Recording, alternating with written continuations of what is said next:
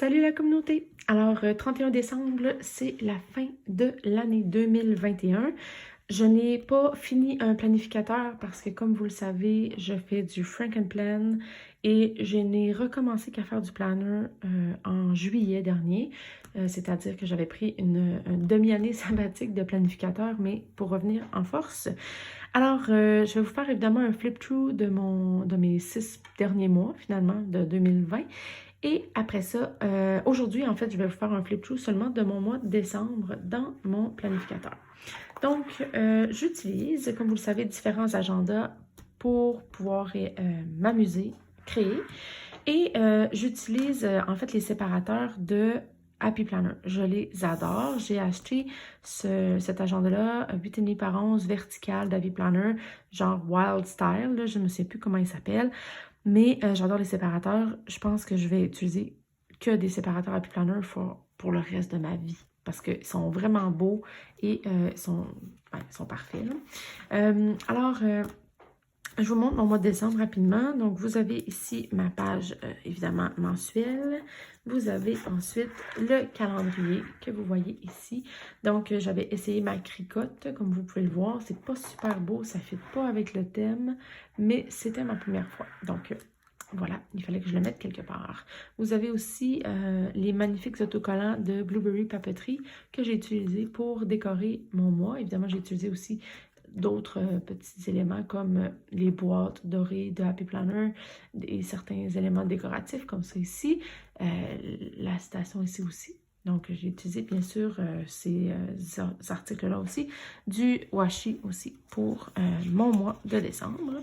Donc, c'était un gros mois, comme vous le savez, hein, c'était un mois de Noël, le temps des fêtes. C'était aussi la fête de mon petit de 3 ans. C'est la fête d'une de mes très bonnes amies, de deux de mes très bonnes amies en fait, le 9 et le 28.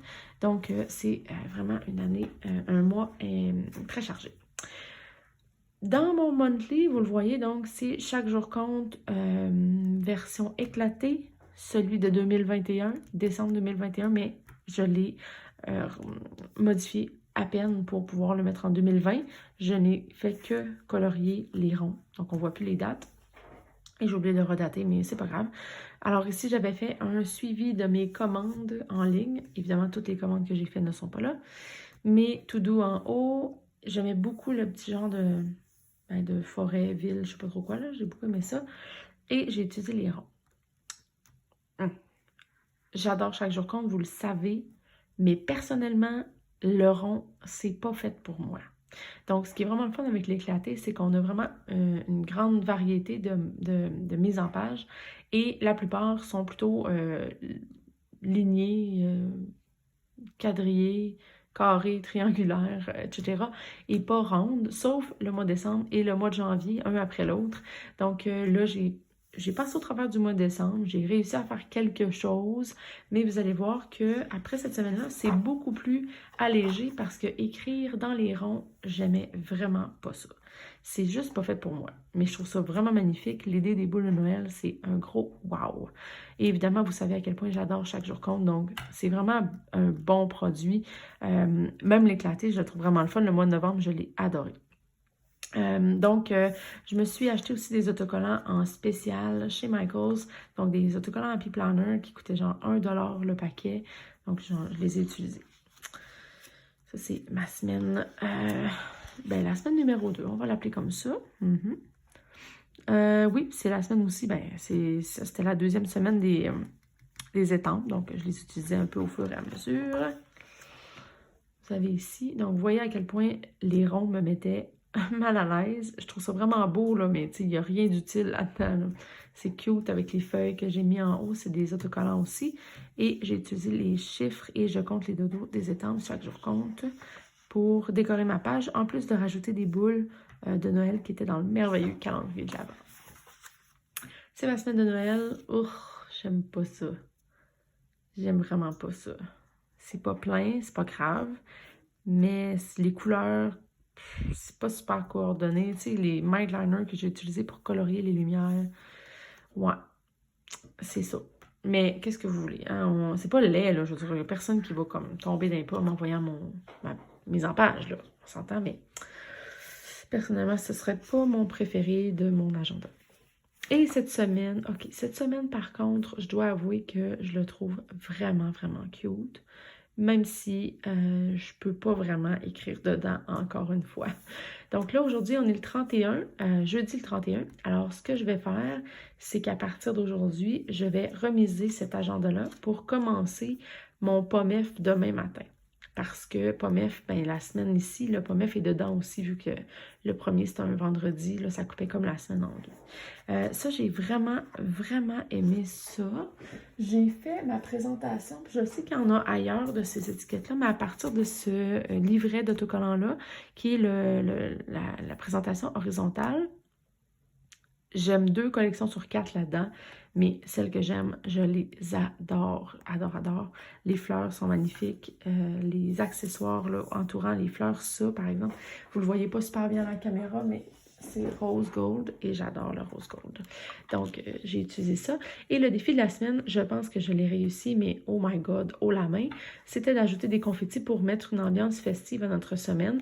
Donc, j'ai utilisé évidemment les étampes confettis de Nathalie qui sont vraiment fabuleux. Les motifs, là, c'est vraiment un must à avoir dans votre collection.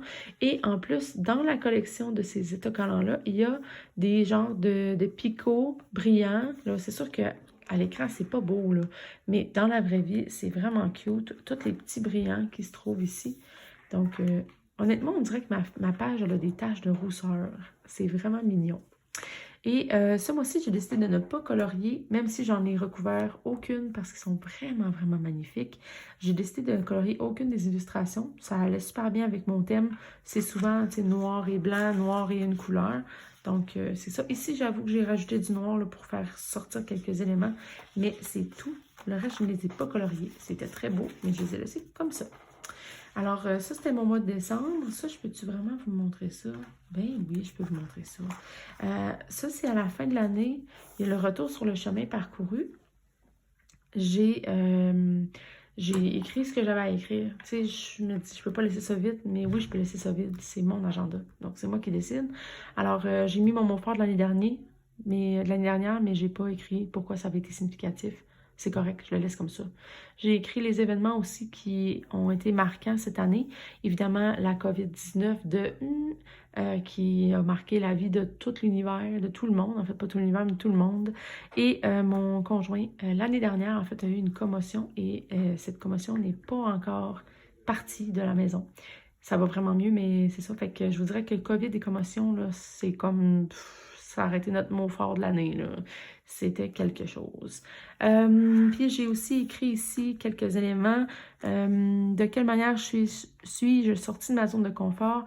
Ben, il a fallu que je sois une vraie maman à temps plein, comme beaucoup d'entre vous. J'adore mon enfant, mais c'est de l'adaptation pour tout le monde. Donc, maman à temps plein. En plus que mon chum n'était pas toujours capable de faire les tâches quotidiennes, donc ça a été aussi un défi. L'enseignement à distance, yark, mais wow, on s'est adapté, on a vécu des réussites et on a appris énormément de mars dernier et de l'automne dernier, le printemps dernier. Et j'ai aussi ouvert, comme vous le savez, ma chaîne YouTube. Dans ma tête, c'était fait pour des gens qui avaient des gros projets, qui étaient super équipés.